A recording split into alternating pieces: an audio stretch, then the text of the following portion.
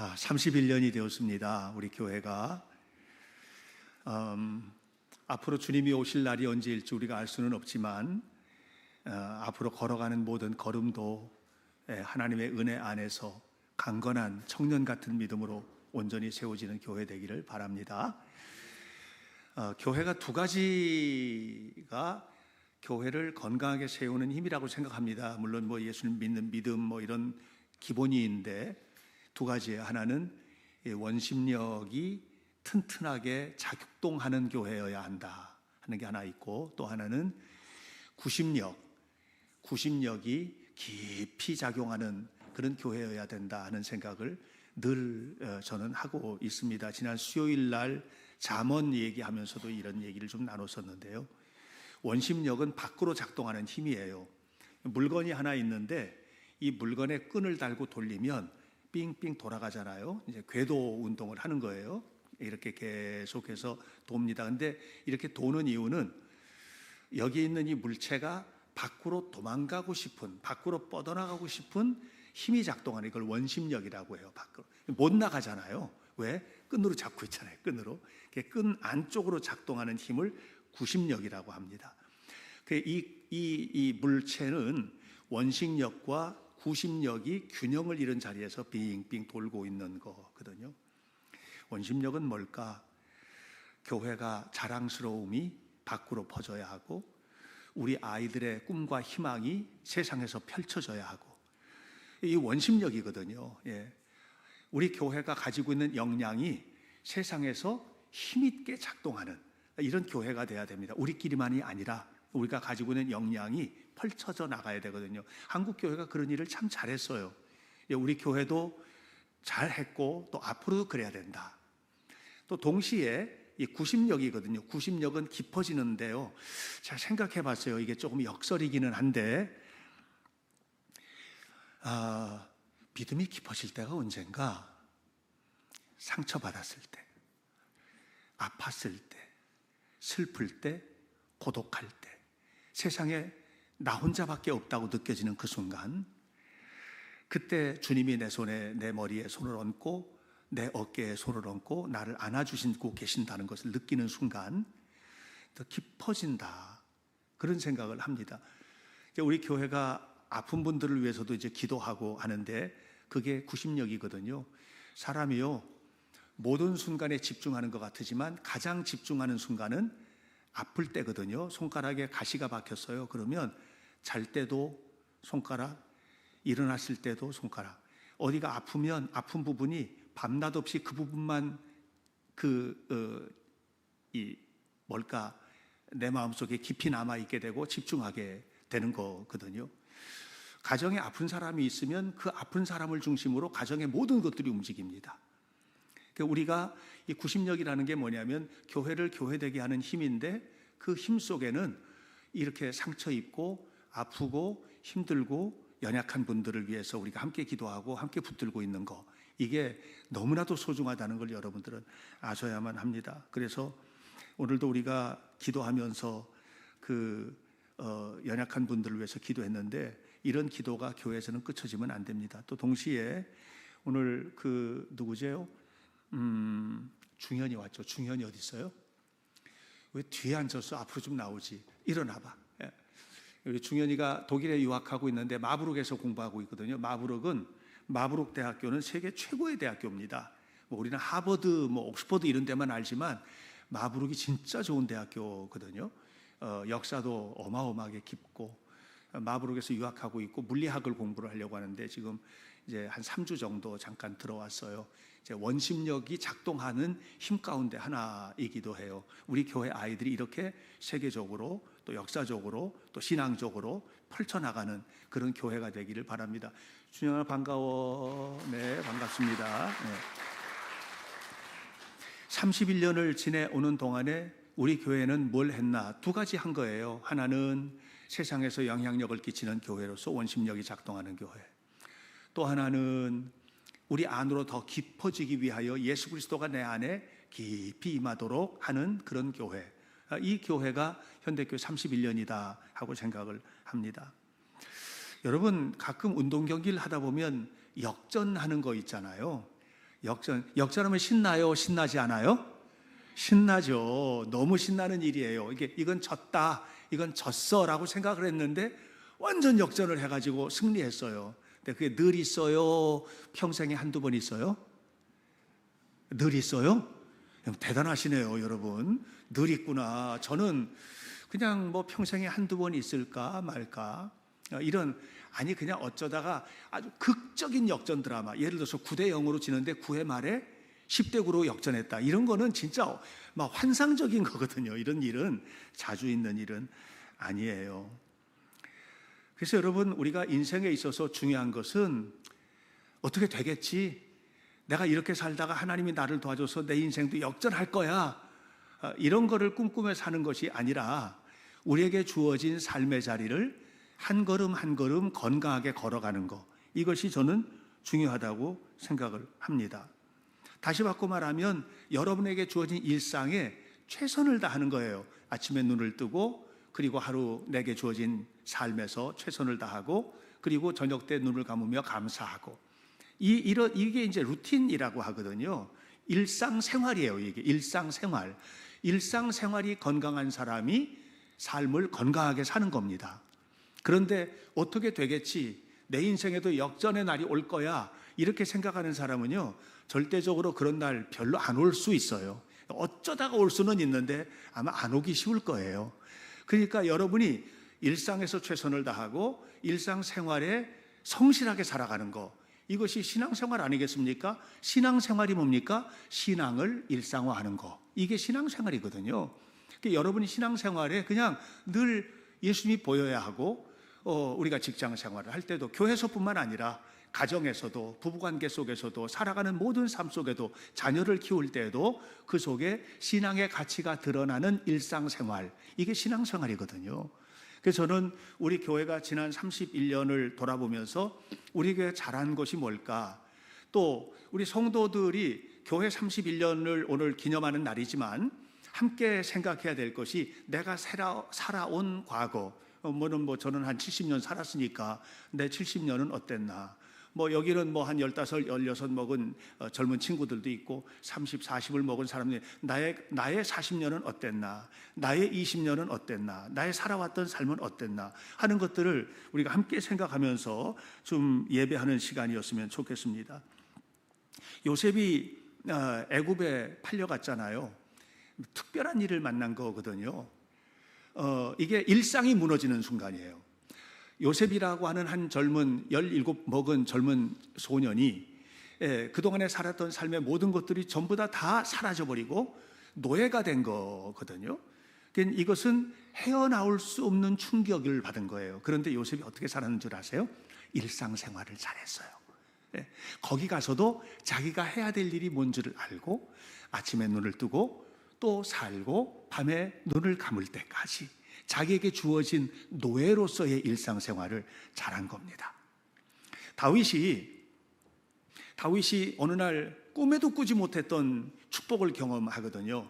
사무엘이 오더니 기름을 붓고 하나님이 너를 세우신다 한 거예요. 기름을 붓는다는 것은 세 가지입니다.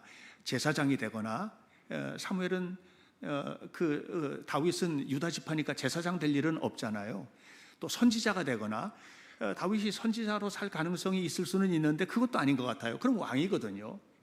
기름 부었다는 것은 이게 마음속에 그런 꿈을 꾼 거예요. 그런데 그런 속에서 그가 어마어마한 일을 하시오. 골리앗도 무찔러 죽이고, 사울의 왕국에서 왕의 사위가 되고, 이런 상황이었는데 어느 날 갑자기 장인이 자기를 죽이려고 하는 거예요. 꿈에도 꿨겠어요? 그리고서는요, 도망을 가는 겁니다. 유대 광야로 도망하고 아둘람 굴로 도망하고, 사람 살 수 있는 곳이 아니에요. 그런데 다윗이 위대하게 된 것은요, 거기에서 이러다가 하나님이 나와 함께 하시면 뭔가 대박치는 일이 있을 거야, 이런 생각한 거 아니에요. 그냥 그 속에서도 어떻게 살았어요? 그가 살아왔던 삶, 그가 일상에서 삶을 살았던 그 모든 일들, 이런 일들을 정말로 성실하게 잘했거든요. 하나님은요, 그런 다윗을 위대하게 쓰신 것입니다. 다니엘이 유대 나라에 있다가 제 1차 바벨론 유수 때 끌려갔어요. 첫 번째 느부갓네살이 침공했을 때 그때 끌려갔던 사람이 다니엘하고 다니엘의 친구들이거든요. 그러니까 유대인으로서 이스라엘 땅에 살았어요. 유대 땅에. 그런데 어느 날 그냥 그 송두리째 떠가지고 포로 생활이 된 거예요. 예. 여러분, 외국 땅에서 포로 생활한다는 것이 녹록지가 않습니다. 그런데 그는 그곳에서 자기가 해야 할 일을 성실히 했고, 그 삶의 결과로 로열 스쿨에 들어가잖아요. 왕립학교에 들어가고, 그 결과로 거기에서 총리가 되고, 그리고 위대한 역사의 발자취를 남기게 된 겁니다. 여러분, 저는 여러분 힘겹고 어려운 순간에 여러분의 삶 속에 하나님이 놀랍게 역사하심으로 이 모든 고통과 문제가 하루아침에 사라지는 역전 드라마의 주인공이 되시기를 축복합니다. 그러나 여러분에게 더 축복하고 싶은 것은 어떤 어려운 환경에서도 가야 할 길을 가십시오. 해야 할 일을 하십시오. 그리고 성실히 예배하고 성실히 신앙생활하면서 하나님의 거룩한 뜻이 내 삶 속에 이루어질 수 있도록 하십시오. 그러면 그 속에서 차곡차곡 쌓여지는 은혜가 어느 날 놀라운 결과로 여러분의 삶 속에 임하게 될 줄로 믿습니다. 이렇게 살기 위하여 우리는 31년을 어떻게 살아왔나? 첫 번째, 지난 31년 하나님께서 우리 교회에 함께 하셨어요. 주님의 도우심으로 살아온 31년이었습니다. 내 지나온 과거는 어떤 과거였을까? 주님의 도우심으로 살아왔던 과거죠. 저게 이제 우리 교회 두 번째 예배당이거든요. 첫 번째 예배당 개척했을 때 첫 번째 예배당이 있었고, 그 다음에 그 옆에 상가를 사가지고 리모델링을 했어요. 저희가 요나 물고기 뱃속과 같이 리모델링을 한 거예요. 저기에 이제 머물러 있다가 이곳으로 왔는데, 우리가 이렇게 지나왔던 모든 과정들을 살펴보면 어느 한순간도 하나님이 만져주심이 아니었던 순간은 없었다. 하나님께서 이끌어주신 31년을 산 겁니다. 사랑하는 여러분, 오늘 우리는요, 우리가 이 세상을 잘 살기 위해서 진짜로 필요한 것들이 있어요. 그건 뭐냐면 지식과 지혜인데, 지식은 뭐냐면 아는 힘이거든요. 아는 것이 힘이다 하잖아요. 아는 힘이에요. 여러분, 아는 게 많으셔야 돼요. 우리 아이들이 열심히 책도 읽고 공부 열심히 해야 되는 거는 뭐냐면 아는 게 많아야 돼요. 예. 그게 많아져야 이것이 나에게 힘이 되는 거거든요. 내가 어떤 직장 생활을 할 때에도 직장에서 요구하는 것을 얼마든지 내가 응답할 수 있을 만큼의 지식을 갖추고 무장하는 거, 이런 것들은 중요하죠. 우리는 신앙인이니까 성경도 많이 아셔야 돼요. 이 지식이에요.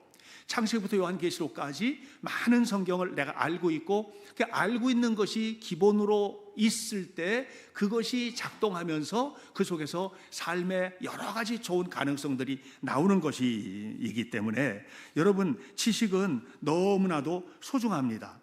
그래서 우리가 지식을 얻기 위해서 뭐 학교 열심히 다니고 공부도 하고, 또 뭐 저 같은 경우에는 뭐 이제 지금은 학교를 다니는 거는 아니니까 어떻게 해야 되나, 책 많이 읽죠. 그래서 책 많이 읽고, 또 유튜브 제가 많이 봅니다. 유튜브 진짜 많이 보거든요.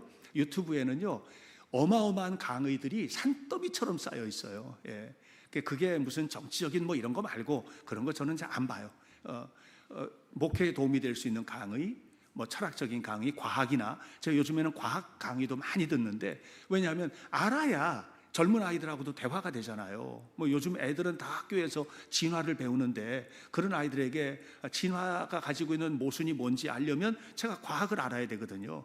그냥 무조건 야 하나님이 창조하셨으니까 믿어, 무조건 믿는 거야, 이렇게 말해가지고는 아이들하고 설득력 있는 대화가 안 되니까. 그 지식이라는 게 그런 힘이 있어요. 그 지식이 필요하거든요. 근데 지혜는 뭐냐면 가지고 있는 지식이 모두 좋은 방향으로만 작동하지는 않아요. 지혜는 가지고 있는 지식이 좋은 방향으로 작동하도록 하는 능력이에요. 예. 어떤 사람은 지식이 많은데 고집스러운 사람이 있어요. 아는 지식 때문에 외고집이 돼요. 아주 황소고집 같은 고집을 가지고 있어요. 이게 진짜야, 너 왜 그래? 자기 것만 주장을 하는 지혜롭지 못한 행위죠. 예. 대체적으로 부모들은 아는 게 많고 아이들은 아는 게 별로 없다고 생각을 하니까 부모가 고집스럽게 자녀를 끌고 가는 경우들이 많은데, 그럴 경우에 자녀들은 성장하지 않고 무너집니다. 그래서 아이들이 천재적으로 태어나서 바보가 되는 거예요. 예. 부모님들이 잘 하셔야 돼요. 지혜롭게. 어떻게 하면 지혜롭게 되지? 오늘 성경은 이렇게 말합니다. 2절에서 2절 볼까요? 2절 말씀. 이는 그들로 마음의 위안을 받고 사랑 안에서 서로 연합하여 확실한 이해의 모든 풍성. 이해하는 것이 풍성해져. 예? 어떻게? 하늘의 비밀인, 하나님의 비밀인 그리스도를 깨달으니까. 예수님이 내 안에 계셔야 돼요. 예수님이 내 안에 계시고, 예수님이 내 안에 계시다는 얘기는 믿음이 풍성해지는 거거든요. 믿음이 정말 좋으면 그냥 지혜로워져요. 믿음이 좋아져야 돼요. 믿음이 좋다는 것은 나는 믿어 하고 믿음을 강화시키는 것이 아니라 예수님의 마음을 품는 거예요. 그래서 너희 안에 이 마음을 품으라 곧 그리스도 예수의 마음이니 그랬죠. 예수님의 마음을 품는 것, 예수님처럼 마음에 깊이 그 은혜를 담고 그리스도의 마음을 품고 그리스도 안에서 살아가는 것, 이게 이제 지혜로운 사람이거든요. 그런데 우리가 그렇게 살지 못하는 경우들이 너무 많다는 겁니다. 골로새 교회는 바울이 개척한 교회가 아닙니다. 에바브라가 개척한 교회예요. 사도 바울이 에베소에서 사역을 할 때 에바브라가 거기서 예수 영접합니다. 그리고 너무너무 좋은 거예요. 그래서 이 좋은 거 나 우리 고향 땅에 가서 고향에도 예수님 전해야 되겠다. 그래서 골로새 사람이니까 골로새에 가가지고 교회를 개척을 했어요. 에바브라가 개척한 교회가 골로새 교회거든요. 그곳에서 교회를 개척하고 이제 사역을 하는데 이 골로새 지역이 진짜 희한한 지역이에요. 여기 유대인들이 많았어요. 그리고 이곳이 이 골로새 지역이 알렉산더 대왕이 동방 이제 막 정복 전쟁을 하고 할 때 골로새 지역으로 히랍 사람들이 와서 이주해가지고 살았어요. 히랍 철학이 엄청 발달했어요. 그리고 유대인들이 와서 살다 보니까 유대 율법주의가 엄청나게. 근데 이 사람들이 다 예수님을 믿으면서 자기가 아는 대로 예수를 믿기 시작하는 거예요. 그러니까 그 예수는 사라지고 율법이 막 앞서 나가고, 예수님은 사라지고 영주주의 철학이 막 앞서 나가고 이렇게 된 거죠. 그때 사도 바울이 에바브라에게 골로새서를 써서 편지를 보내면서 얘기하는 겁니다. 진짜 중요한 게 있다. 너네들이 지금 문제가 된 것은 뭐냐면 예수님께로부터 떨어졌기 때문이다. 예수님께 가까이 가야 해. 예수님을 바라보고 예수님을 진실로 믿으면 그러면 골로새 교회의 문제는 해결이 된다. 근데 이것이 그렇지 않으니까 자꾸만 엉뚱한 곳으로 가는 거야 하고 이야기를 해주는 거죠. 요즘 청소년들은 질풍노도의 시기가 아닙니다. 지음아, 너는 질풍노도의 시기를 사는 청소년이 아니야. 질풍노도의 시기 같은 시기는 살아서는 안 돼요. 왜 질풍노도로 살아요? 청소년기는요, 꿈과 희망이 샘솟는 시기예요.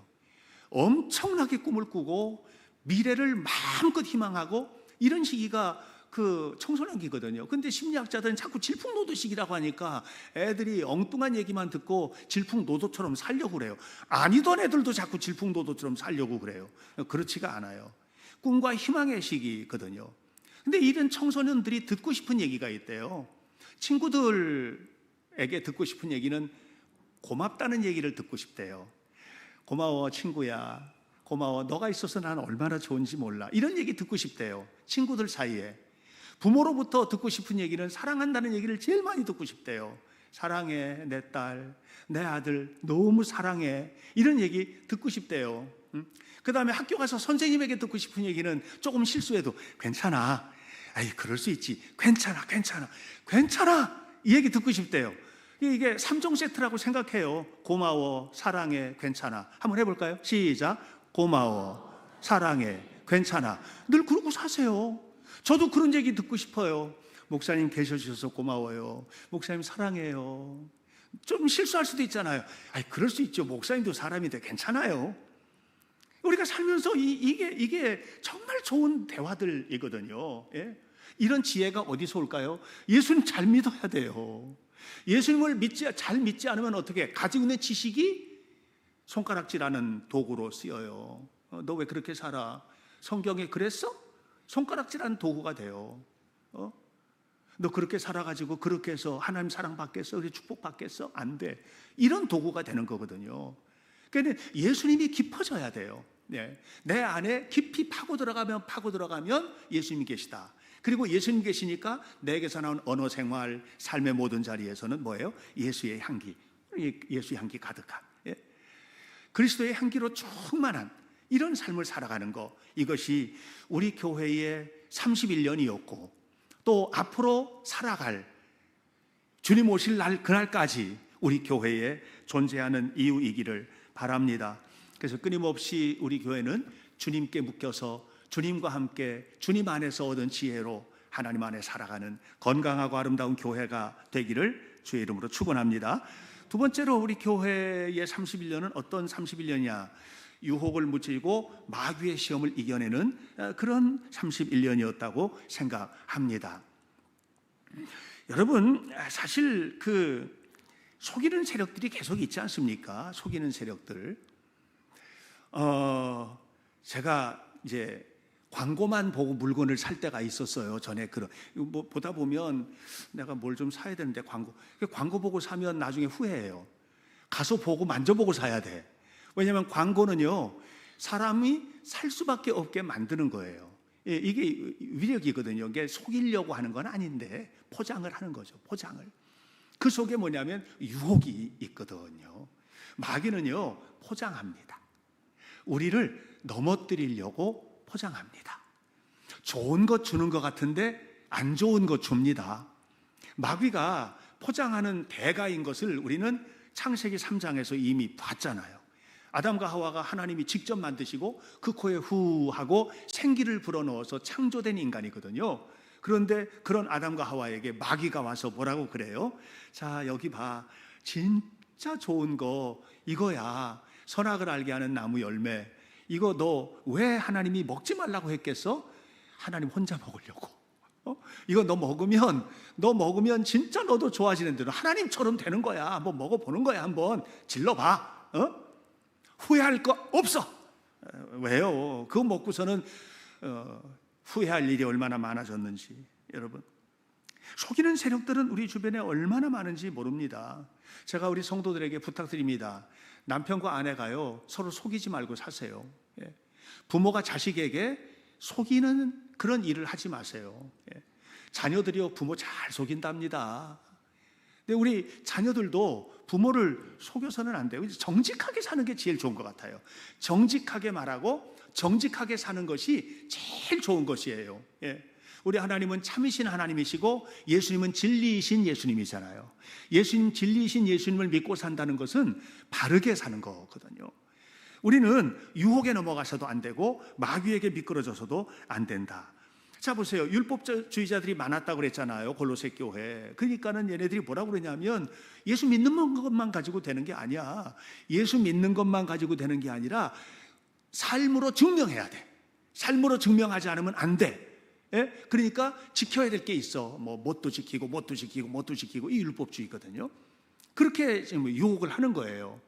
또 영지주의자들이 있었다는, 그리스 철학에 기반을 두고 있는 영지주의자들. 얘들은 뭐라고 하냐면 육은 악한 거야. 영만 선한 거야. 그러니까 육은 무시해도 돼. 영만, 그냥 영적으로만 살아야 돼. 너네들 세상 완전 무시하고 영적으로만 살아. 아니거든요. 우리 세상에서 살아야 되는데, 여러분 세상에서 사는 거예요. 학교도 가야 되고 직장도 가야 되고, 여러분 결혼해서 살아야 되고 이렇게 다 살아야 되잖아요. 여러분들이 분명히 알아야 될 게 있습니다. 우리가 신앙적으로 사는 거는 가야 할 길이 멀어요. 우리는 완성된 사람이 아니니까. 그러나 구원은 예수님으로 충분합니다. 예수님으로 충분합니다. 영적으로는요, 이미 구원받았어요. 여러분 여기 앉아 계신 분들은 모두 다 영적으로 한 분도 빠짐없이 완벽하게 구원받은 성도임을 믿으시기를 바랍니다. 우리는요, 완벽하게 구원받은 사람이에요. 여기 대충 구원받은 사람 아무도 없고 모두 예수님을 믿음으로 고백하기 때문에 우리는 영적으로 구원받은 사람이다 하는 것입니다. 그런데 육은 그럼 뭐냐? 그 구원받은 사람답게 살아야 되잖아요. 구원을 받았으면 구원받은 사람답게 행동해야 되잖아요. 여기에 육의 싸움이 있는 거예요. 교회에서만 우리가 예배드리고 여기에서만 잘하면 되는 게 아니거든요. 어디를 가서든지 어디에서든지 무엇을 하든지 우리는 그리스도인답게 살아야 되잖아요. 이 부분에 있어서 우리는 너무 부족하거든요. 저도 그렇고 우리 모두가 너무나도 부족한 사람들이거든요. 그러니까 그런 속에서 이렇게 세상에서 살다 보니까 우리 부족한 사람들이니까 때로는 뭐 물질의 유혹도 받고, 때로는 뭐 마귀 유혹이 뭐 한 가지로만 오겠습니까? 수많은 유혹들을 받게 되거든요. 이거 이겨내는 거 우리 힘으로 불가능해요. 그래서 끊임없이 주님을 붙들고 주님과 함께 동행하는 하나님의 사람으로 살아야만 할 줄로 믿습니다. 그래서 4절에 뭐라고 그랬어요? 내가 이것을 너희에게 말한다. 사도 바울이 지금 골로새 교회에 말하는 거예요. 아무도 교묘한 말로, 율법주의자들이 또는 영지주의자들이 교묘한 말로 너희들을 속여서는 안 되기 때문에 속이지 못하게 하려는 것이다. 현대의 영성의 최고봉이 뭔 줄 아세요? 현대의 영성의 최고봉, 오늘 현대주의가, 이 모더니즘이, 포스트 모더니즘이 오늘 성도들을 유혹하는 현대 영성의 최고봉이 뭐냐 하면 하나님 말씀보다 내 생각을 중요하게 여기는 거예요. 하나님 말씀보다 내 생각을 앞서는 거예요. 그래서 하나님의 말씀과 내 생각이 싸우면 내 생각대로 하지 하나님의 말씀대로 안 살아요. 이것이 아직도 육적으로 가야 할 길이 멀다는 거예요. 영적으로 다 구원받은 사람임에도 불구하고 우리 그러고 있거든요. 마귀의 유혹에 넘어가서는 안 됩니다. 그래서 5절에서 바울이 말합니다. 이는 내가 육신으로는 너희에게 떠나 있지만 심령으로는 늘 함께 있는데 너희가 두 가지 잘했으면 좋겠다. 하나는 질서 있게 살아라. 질서 있게 사는 것이 중요하다. 여러분, 멋대로 살지 마시고요, 질서 있게 사세요. 질서 있게 산다는 것은 뭐냐면 내가 규모가 잡혀진 삶을 사는 거예요. 저 사람 하면 예측이 가능해야 돼요. 어디로 튈 줄 모르는 게 아니에요. 예측이 가능해야 돼요. 늘 그곳에 있어야 돼요. 질서 있게 산다는 것은 목사는 목사답게 사는 것이고, 장로는 장로답게 사는 것이고, 성도는 성도답게, 아빠는 아빠답게, 엄마는 엄마답게, 자녀는 자녀답게, 이 질서예요. 두 번째로 뭐라고 그랬어요? 그리스도를 믿는 너희 믿음이 굳건해야 된다. 예수님을 믿는 너희의 믿음이 굳건해야 된다. 예수님 똑바로 보고 믿어라. 예수님 똑바로 보고 가자. 예수님 이외에는 아니다. 이것이 우리의 믿음이어야만 한다라고 하는 거예요. 이거 무너지면 우리는 수없이 많이 유혹을 받을 수 있는데, 우리 교회 31년 지나온 삶을 보면 뭐 힘든 순간이 왜 없었겠습니까? 돌아보면 힘든 순간들도 많았거든요. 어려운 순간도 많았거든요. 그럼에도 불구하고 고마운 것은 가야 할 길을 함께 걸어와 주셨고, 또 우리 교회가 앞으로 나아갈 길도 함께 가게 될 거예요. 이것이 너무 감사하다. 악한 마귀는 교회를 넘어뜨리기 위해서 수많은 것들을 갖다가 줬거든요. 그런데 마귀에게 무너지지 않도록 하기 위해서 어려운 순간도 함께 울며 기도하고 하나님을 바라보며 살아온 삶이었던 것입니다. 이것이 지난 31년이고 또 우리가 앞으로 살아갈 31년이기도 하다는 것입니다. 베드로전서 2장 9절에 우리의 신분을 이렇게 얘기하거든요. 너희는 하나님이 택한 족속이잖아. 너희는 왕 같은 자녀잖아. 너희는 거룩한 하나님 백성이잖아. 하나님의 소유잖아. 무슨 얘기예요? 하나님이 지켜주신다는 거예요. 예수님이. 우리 그런 사람들이거든요. 그러므로 걱정과 염려가 하늘만큼 많아도, 우리의 삶 속에 걱정거리들이 정말 너무 많아도 걱정하지 말고 주님 붙드세요. 그것이 무너지지 않는 길이고, 그것이 유혹에 넘어지지 않는 길이고 승리하는 길임을 믿습니다. 이런 사람이 마지막 세 번째, 매 순간 감사의 마음으로 사는 거예요. 매 순간, 모든 순간 감사가 넘치게 살아야만 합니다. 6절로부터 7절 말씀을 보면 이렇게 말하고 있거든요. 그러므로 너희가 그리스도 예수를 주로 받았잖아요. 받았으니 예수님 안에서 살아라. 어떻게? 그 아래 뿌리를 박아라. 그리고 세움을 받아라. 그리고 믿음에 굳게 서서 열매를 맺어라. 열매가 뭐예요? 감사예요. 감사.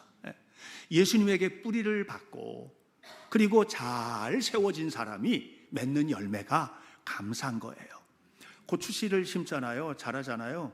근데 조금 지나면 희한하게 사람들이 뭘 하나 거기다 옆에다가 박아요. 이렇게 긴 작대를 박아요. 그게 뭐예요? 고추대라고 해요. 고추대. 고추대를 세워서 고추를 묶어줘야 여기서 고추가 예쁘게 맺어요. 여러분, 우리가 신앙의 뿌리를 내렸잖아요. 예수님에게 꼭 붙어 계셔야 돼요. 이게 고추대예요. 교회에 꼭 붙어 있어야 돼요. 이게 고추대예요. 그러면 거기서 건강한 열매들이 맺어요. 어떤 열매? 감사해요. 감사의 조건이 풍성해서 감사하지 않아요. 그냥 하나님의 은혜 때문에 감사한 거예요. 병들어도 감사한 사람들이 너무 많아요. 때로는 삶에 실패했는데도 하나님 은혜 감사합니다 고백하는 사람들이 얼마나 많은지 몰라요. 우리 교회 성도들이 주일날 감사 예물을 드리는데 그 감사 예물을 보면 이건 감사의 조건이 아닌데 그런데도 감사하는 거예요. 왜요? 주님께서 이끌어 가실 거 믿고 감사하는 거죠. 우리 교회가 31년을 지나왔습니다. 31년을 지나와서 오늘에 이르렀어요. 이르는 모든 과정 속에 가만히 보면 힘든 일이 왜 없었겠어요? 어려운 일 왜 없었겠어요? 그런데 돌아보면요, 감사한 것밖에 없는 거예요. 너무 감사해요. 제가 말씀드렸잖아요. 지난주에 설교하면서 한 달 넘게 유럽에 이렇게 안식년 하면서 다녔는데 너무너무 힘들었다고. 제 아내하고요 여러 번 싸울 뻔했어요. 여행 가가지고. 이 사람이 막 뭐라 그러는 거예요. 이렇게 힘든 여행을 왜 데리고 왔냐는 거예요. 그럼 집에 있지 왜 따라왔어? 그러고 싶은 게 여기까지 올라오는데 그러면 여행 더 안 하겠다는 거거든요. 꼴깍 삼키고 이러고 다녔거든요. 갔다 왔는데 저도 그렇고 제 아내도 그렇고 너무 행복한 거예요. 그 힘든 여행이 너무 행복한 거예요. 감사해요. 모든 것들이. 여러분, 힘이 안 들어서 감사한 게 아니에요. 돌아보니 고마운 것밖에 없어요.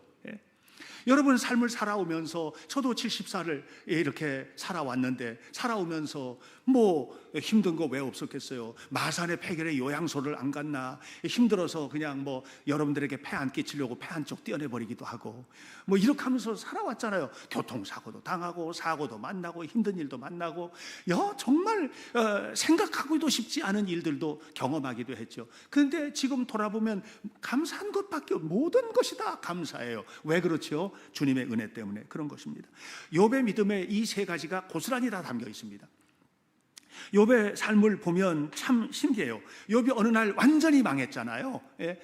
아들 7, 딸 3이 다 죽었잖아요. 재산 다 날아갔잖아요. 아내는 막 그냥 와서 비난을 하잖아요. 그때 욥이 했던 고백이에요. 욥이 했던 첫 번째 고백이에요.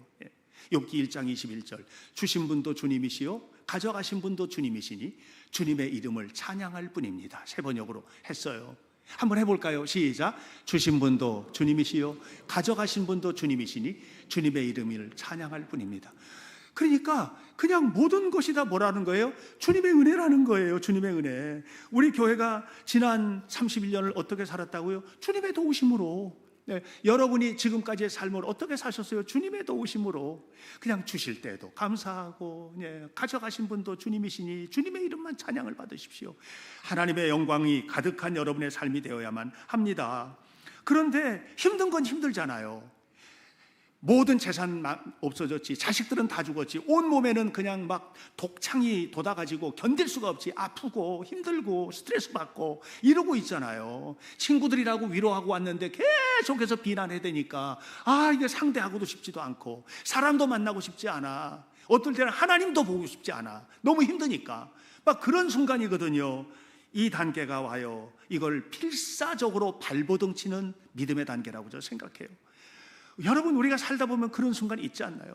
필사적으로 견뎌내야만 하는 거예요. 너무 힘들지만 견뎌내야만 하는 거예요. 필사적으로. 그런 순간이거든요. 욥기 13장 15절.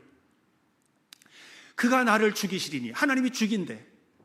얼마나 힘들었으면 저렇게. 내가 희망이 없노라. 희망이 없대. 욥이 희망이 없대. 그런데 그래도 나는 그 앞에 내 행위를 아뢰리라. 마귀에게 넘어가지 않아. 유혹에 떨어지지도 않아. 그냥 그 앞에 내 행위를 아뢰리라. 하나님 없는 것 같아. 하나님 나를 죽이려고 하는 것 같아. 그래도 나는 하나님밖에 없어. 이 고백이거든요. 23장 10절. 내가 가는 길을 그래도 하나님은 아시나니 나를 단련하신 후에는 순금과 같이 되어 나오리라. 이렇게 고백을 하고 있거든요. 이게 뭐예요? 유혹에 넘어가지 않고 끝까지 버티고 서서 세워지는 과정이에요. 세워지는 과정. 뿌리를 내렸으니 세워지리라. 이런 욥이 드디어 바뀌어요. 욥기 42장 5절. 내가 죽게 대하여 이전에는 어리석게 그냥 귀로만 듣고 머리로 아는 지식 가지고 아는 척하고 깔짝거리고 살았습니다. 아는 척하고 살았습니다. 내가 얼마나 대단하다고 그냥 아는 척하고 살았거든요. 근데 눈으로 주를 배우니까 나 아무것도 아닌 거 알았습니다. 주님밖에는 안 계십니다.